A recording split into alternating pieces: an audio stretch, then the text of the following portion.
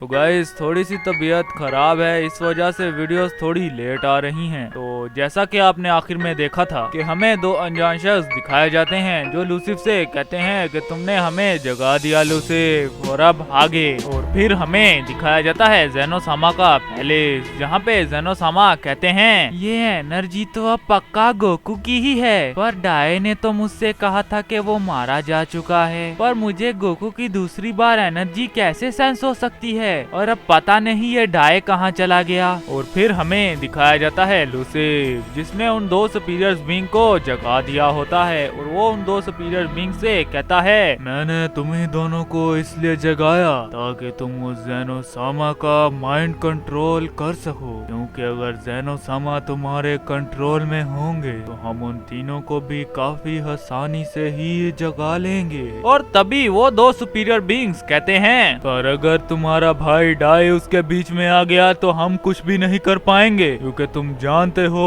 कि डाई भी पहले उन 5 स्ट्रॉन्गेस्ट में जाना चाहता था और अब वो उन 5 में भी नहीं गिना जाता, क्योंकि उसकी ताकत हम सबसे कई गुना ज्यादा है। और अगर वो बीच में आया तो हम मारे जाएंगे, क्योंकि तुम्हें पता है कि हमारी ताकत अभी तक सील है जब तक कि वो 3 सुपीरियर बीइंग्स जिंदा नहीं हो जाते, क्योंकि हमारी ताकतों को सील कर दिया गया था उन तीनों के साथ। और अब हम सिर्फ उन दो हिस्ट्री के सबसे ताकतवर एंजल्स के जितने ही हैं ताकतवर। और तभी लूसिफ कहता है तुम चिंता मत करो, मैंने डाई को कैद करके रखा हुआ है और वो इस लड़ाई में अब कभी भी नहीं आ सकता, क्योंकि उसे बचाने के लिए उस जगह पे कोई नहीं जाएगा। बस हमें जल्दी करनी होगी, क्योंकि यहाँ पे एक ऐसा सयन घूम रहा है जो उस सयन के जितना ही ताकतवर है। और तभी वो दो सुपीरियर बीइंग्स कहते हैं हमें जल्दी करनी होगी इससे पहले कि उस सयन को हमारा पता चल जाए, क्योंकि तुमने जैसा बताया कि वो उस सयन के जितना ताकतवर है तो हमारा खेल खत्म हो जाएगा अगर हम उससे लड़े। और हाँ गाइस, ये गोकू की बात कर रहे हैं, पर वो दूसरा सयन कौन है जिससे गोकू को कंपेयर किया जा रहा है ये हमें पता नहीं। और फिर हमें दिखाया जाता है कि अचानक से ही लूसिफ और वो दो सुपीरियर बीइंग ज़ेनोसामा के पैलेस पे आ जाते हैं और वो ज़ेनोसामा को ढूंढने लगते हैं। और फिर हमें दिखाया जाता है ज़ेनोसामा के दो गार्ड्स को जो उन दो सुपीरियर बीइंग को देख के काफी ज्यादा चौंके होते हैं और वो फिर कहते हैं डाई, ज़ेनोसामा कभी तुम्हें माफ नहीं करेंगे जो तुमने ये गलती कर दी इन दोनों को वापस से रिवाइव कर। और अगर तुम इन्हें हमारे सामने मार देते हो तो हम तुम्हारा ज़ेनोसामा को नहीं बताएंगे कि तुमने इन दोनों को जगाया था। और तभी कुछ ऐसा हो जाता है कि ज़ेनोसामा के गार्ड्स ने उसकी कभी भी उम्मीद नहीं की होगी। अचानक से ही लूसिफ का पूरा ओरा ही चेंज हो जाता है और इस चीज को देख के ज़ेनोसामा के गार्ड्स हक्के बक्के हो जाते हैं, क्योंकि उन्हें लग रहा होता है कि ये तो ग्रैंड प्रीस्ट है। पर जैसे ही वो लूसिफ की एनर्जी को सेंस करते हैं तो वो फिर कहते हैं नामुमकिन, आखिर कैसे, आखिर डाई है कहाँ? और तभी अचानक से ही लूसिफ उन दोनों गार्ड्स को मार देता है और वो फिर कहता है लानत है तुम दोनों गार्ड्स पर कि तुम ज़ेनो के गार्ड बने। जी और एस, तुम तो मेरी ताकत के आगे टिक भी नहीं पाए। और तभी जी और एस कहते हैं ये तुमने अच्छा नहीं किया लूसिफ, ज़ेनोसामा और डाई तुम्हें इस बात के लिए छोड़ेंगे नहीं, तुम मरोगे। और तभी लूसिफ कहता है चलो चलते हैं। और फिर हमें दिखाया जाता है उन दो सुपीरियर बीइंग का चेहरा और वो और कोई नहीं डार्क और माधारा होते हैं। और तभी वो तीनों ही लाइट या गामी की तरह हंसने लगते हैं।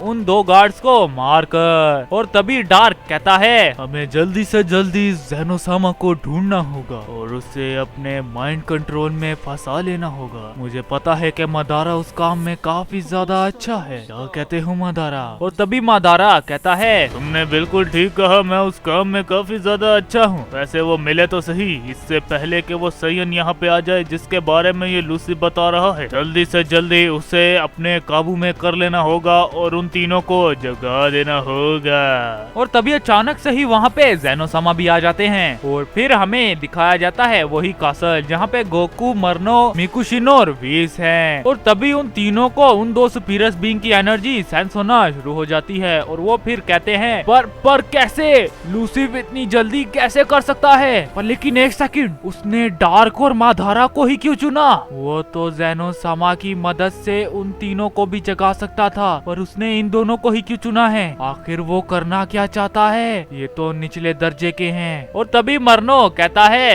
मैं समझ गया उसने इन दोनों को ही क्यों चुना, क्योंकि ये दोनों माइंड कंट्रोल कर सकते हैं और वो ज़ेनो सामा का माइंड कंट्रोल करके उन तीनों को जगाएंगे ताकि ज़ेनो सामा उनके साथ ही रहे। ये तो गड़बड़ हो गई, हमें वहाँ पे जल्दी से जल्दी पहुँचना होगा। सयन चलो अब रेडी हो जाओ वॉर के लिए। और फिर हमें दिखाया जाता है प्लेनेट कोस्टन जहाँ पे वो दोनों शख्स बैठे हुए हैं और वो दोनों शख्स कहते हैं लूसिफ ने काफी ज्यादा जल्दी कर लिया, हमें लगा नहीं था कि वो इतनी जल्दी करेगा। इसका मतलब वो चाहता ही है कि वॉर शुरू हो जाए, और अगर वो तीनों भी जिंदा हो गए तो हमें भी मैदान में उतरना पड़ेगा। क्या तुम ऐसा करना चाहोगे या यहाँ पे बैठ के सिर्फ देखोगे? मुझे बता सकते हो क्या तुम? और तभी उन दोनों में से एक शख्स कहता है जब वक्त आएगा तो मैं वहाँ पे चला जाऊंगा, अगर उन्होंने टाइम के साथ कोई छेड़छाड़ की तो मैं उन्हें छोड़ूंगा नहीं।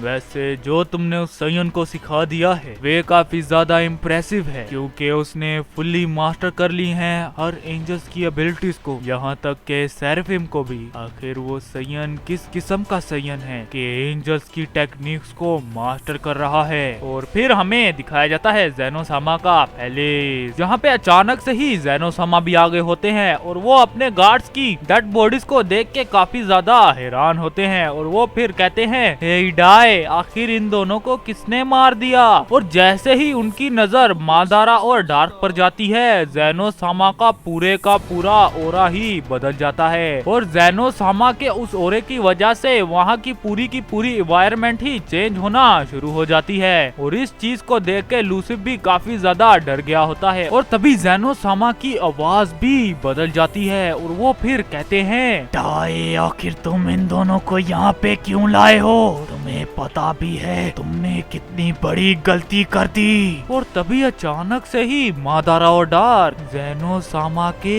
पीछे आ जाते हैं और तभी मादारा और डार्क दोनों एक साथ ही कहते हैं माइंड मैनिपुलेशन, हिप्नोटिज्म। और फिर हमें दिखाया जाता है कि ज़ेनो सामा पूरे के पूरे अनकॉन्शियस हो जाते हैं, उनकी आंखों का कलर पूरा व्हाइट हो गया होता है। और तभी अचानक से ही जैसे ही उनकी कॉन्शियसनेस वापस आती है तो उनकी आंखों का कलर रेड हो गया होता है। और फिर हमें दिखाया जाता है गोकू, मरनो, मिकुशिनो और व्हीस को, जो उस टाइम पोर्टल से वापस बाहर आ गए होते हैं। और जैसे ही वो बाहर निकलते हैं तो वो देखते हैं कि उनका बाहर वो सभी गॉड्स और एंजल्स इंतजार कर रहे होते हैं। और वो कहते हैं अरे ये तो अभी तक बाहर ही घूम रहे हैं, हमें लगा था कि ये यहाँ से जा चुके होंगे, चलो कोई बात नहीं। और तभी अचानक से ही वो सभी गॉड्स और एंजल्स उन चारों पे अटैक कर देते हैं, मेरा मतलब मरनो, गोकू, मिकुशिनो और व्हीस पर। और ये चारों उनसे लड़ना शुरू हो जाते हैं। वैसे तो ये उन्हें आराम से ही हरा देंगे, पर फिर हमें दिखाया जाता है दूसरी तरफ ज़ेनो सामा को, जो उनके माइंड कंट्रोल में आगे होते हैं। और तभी लूसिफ कहता है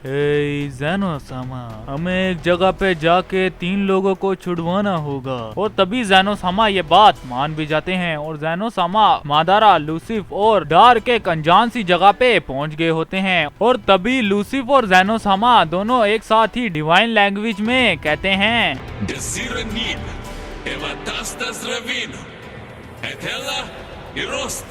और तभी अचानक से ही वहाँ पे 3 अनजान शख्स आगे होते हैं। और तभी मादारा और डार्क कहते हैं अपनी फुल ताकत में आके हमें काफी ज्यादा अच्छा लग रहा है। तो अगर आपको यह स्टोरी अच्छी लगी होगी तो वीडियो को लाइक, चैनल को सब्सक्राइब और अपने दोस्तों के साथ शेयर भी जरूर से कर देना। तो टिल एंड मैं मिलूंगा आपको इससे अगली वीडियो में, तब तक के लिए बाय।